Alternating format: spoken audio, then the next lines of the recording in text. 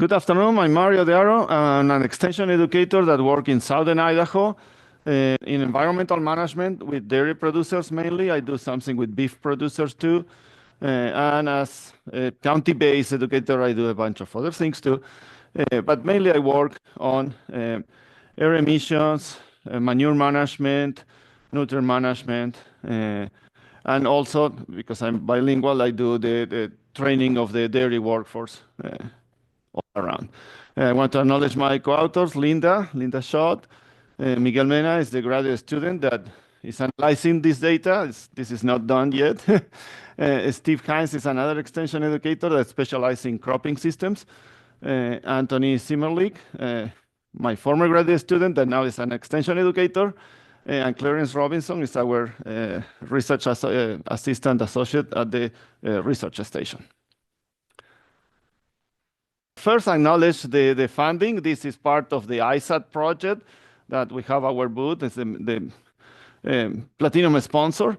And also acknowledge that the research extension at Kimberly, where we do this job, and ARS, USA ARS in Kimberly, that we borrow the machinery and the expertise every time we need it. So what we try to address here, as we have been seeing on several of the presentations, when you have concentrated animal operations, you concentrate the manure, and kind of you start running out of a space where to put it. It's difficult to transport either solids or liquids far away from the production area. And that's the problem we are having here in the Magic Valley, in the southern part of Idaho.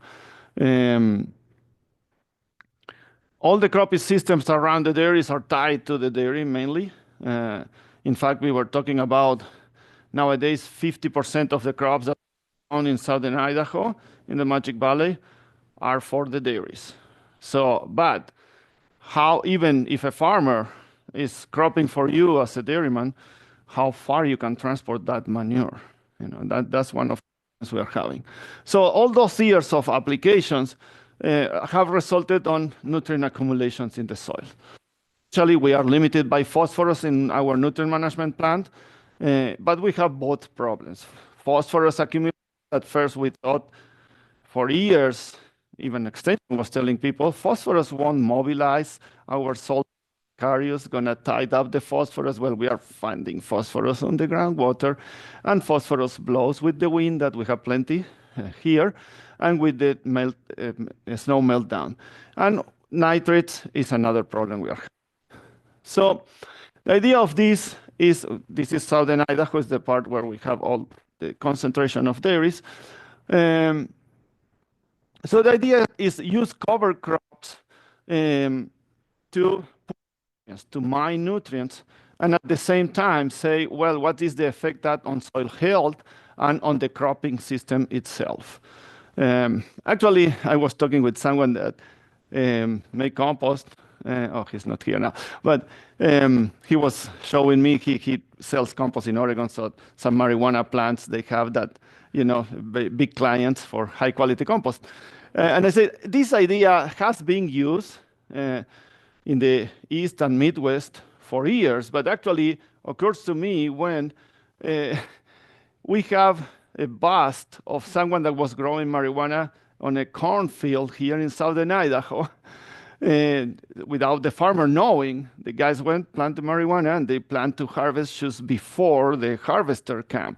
And someone flew, some friend of the dairyman flew over the area and said, it looks too greenish in the middle of the corn. So they called the police and they bust that. And the plants were as tall as the corn. So I said, come on, if we can grow marijuana in the shade, basically, why we cannot grow a cover crop and try to simulate what's done in the East. And also I have, Steve Hines have been working on cover crop for many years. So that's the idea. So we have two methods, what I call dual crop or interseeding that Rhonda presented this morning on planting the cover crop with the corn somehow, and the regular or more traditional here, that is the double cropping. You harvest, after you harvest your corn, you do your corn normally. After you harvest, you plant a cover crop and harvest on the next spring. So again, as I say, we want to see if we can improve the management. We don't have a huge adoption of cover crops here. One, because we, as Rhonda mentioned too, we don't have all the data behind.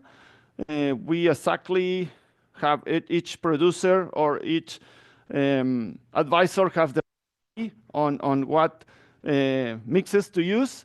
And then the big excuse is we don't have the water to do it. But we are showing that most of the years we might have the water to do it.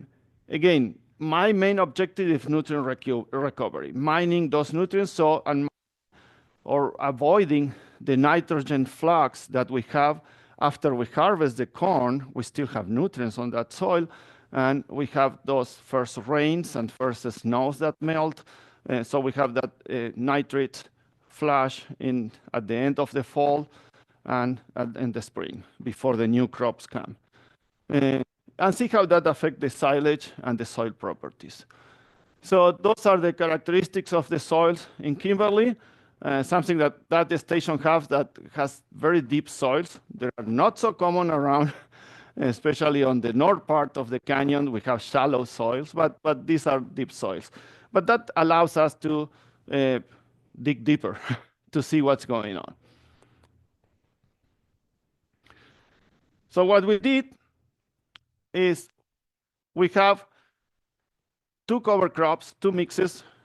So again, thinking on the marijuana, I say, well, we can grow a high cover crop and see if we have a lot of mass and pull more nutrients, and then have a lower cover crop to see how, in case we have problems with the shading from the corn. And also on that, we say, well, in the spring, we're gonna either try to keep the cover crop without terminating, or the most normal way to work in the Magic Valley is to terminate the cover crop before planting the corn. And also I say, well, let's see if we can plant the cover crop earlier with the corn, or as most of Steve Hines have done a lot of research on that, a little bit later, like in V5, V6.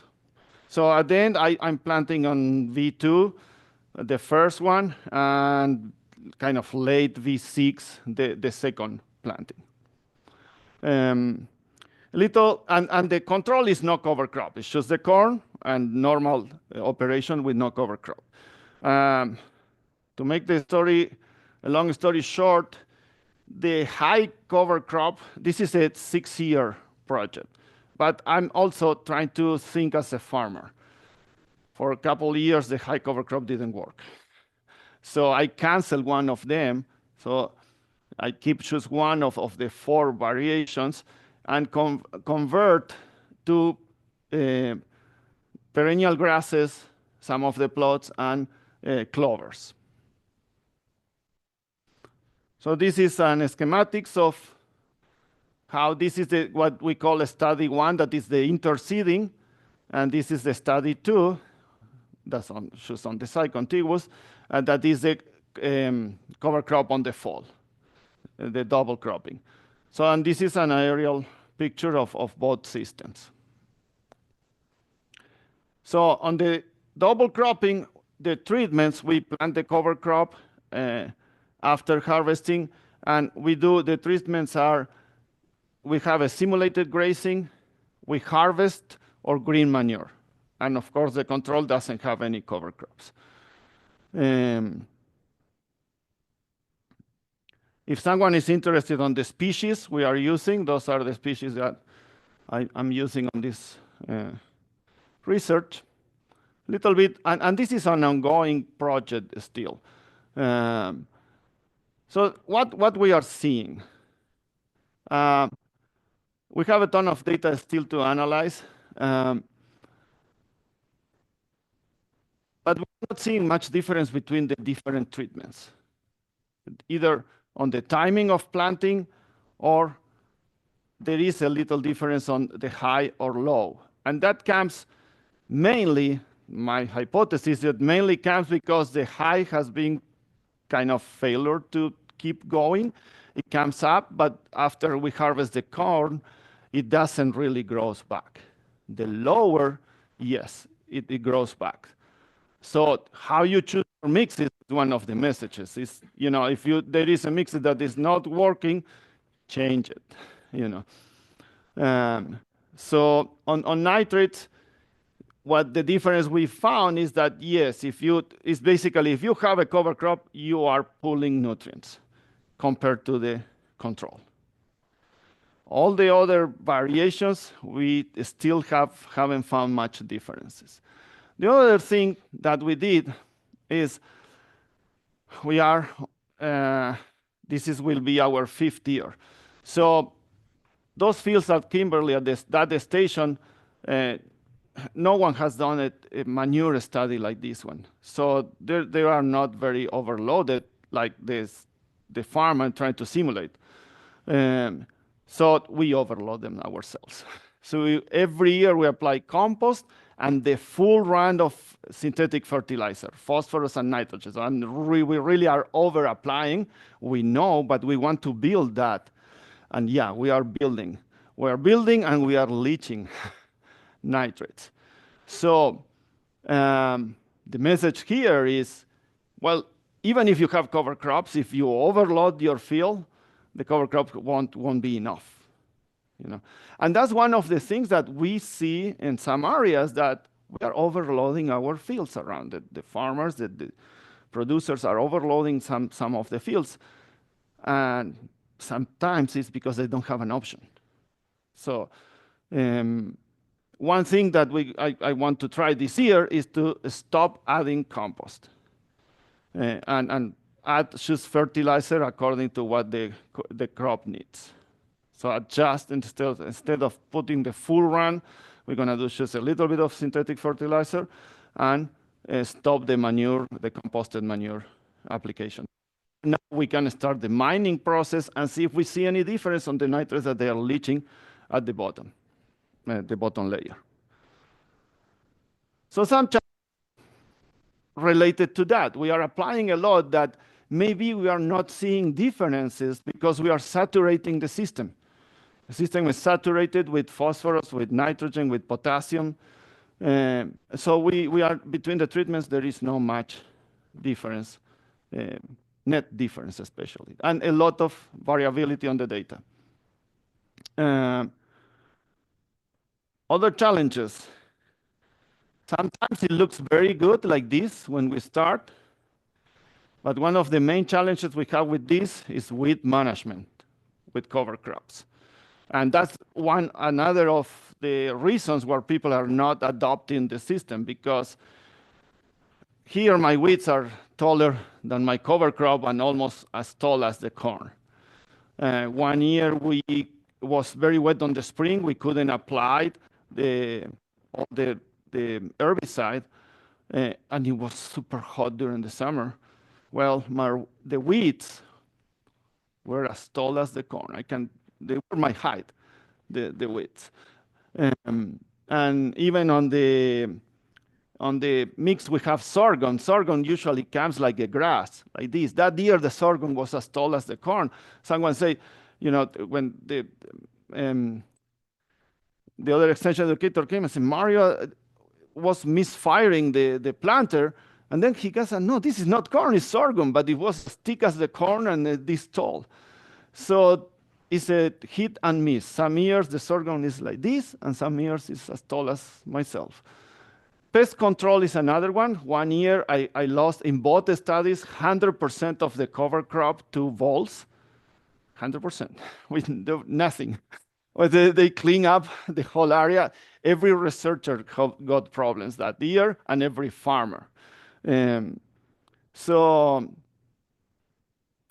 we are now, seeing if we can grow the corn with the perennial cover crop. Because on that mix, you saw that we put clover. We said, well, let's put clover, nitrogen fixation. There was one clover here, another one there, another one there. It doesn't compete with the corn at all. So for last year, what we did, we planted the clovers and the grasses on those plots with no corn. So we're going to do the economic study on that, and well, it won't fare very well, I assume, on those. But see if we can get that established and then strip till the corn on it this year. More challenges. This is our plot on the spring regrowth that I say I won't terminate. Well, at that point I terminated because the grass was competing with the corn, and my corn couldn't compete at that point with the grass. And also in the study one, the regrow in the fall sometimes is very spotty. It's very dependent on the weather. This is the second study. I don't have data yet on this one, but there are some evident differences, especially on the green manure plot. Visually, you can see difference on the soil. And that was last year. We have a very, very good growth. Again, this is last year. The second study, the fall cover crop. So this is the simulated grazing. Basically, we are mowing that, simulating a grazing. This is the control. This is the harvest. And here at the left is the one that we're going to green manure. We mow it, and then we pass a flail, and then we green manure because it's a lot of mass that we are adding. But at comparison, this is a week ago. This is my study two, very short season, but they are doing very good. And this is the study one that was below the corn. So it's difficult for the cover crop to recoup after harvesting that corn. Even it was there for a longer time. May 30. Yeah, it's Back to the Future. Yes, sorry. Good observation. March. So the next steps is keep analyzing all the data we have. We're going to stop the manure. See, we have funding for a complete cropping season, and hopefully we're going to try to squeeze another one and see if I get funding to make this a long-term study, keep it there, keep doing the same, change the cover crops if needed, but do that what farmers do, corn after corn after corn for a long time. And with that, thank you.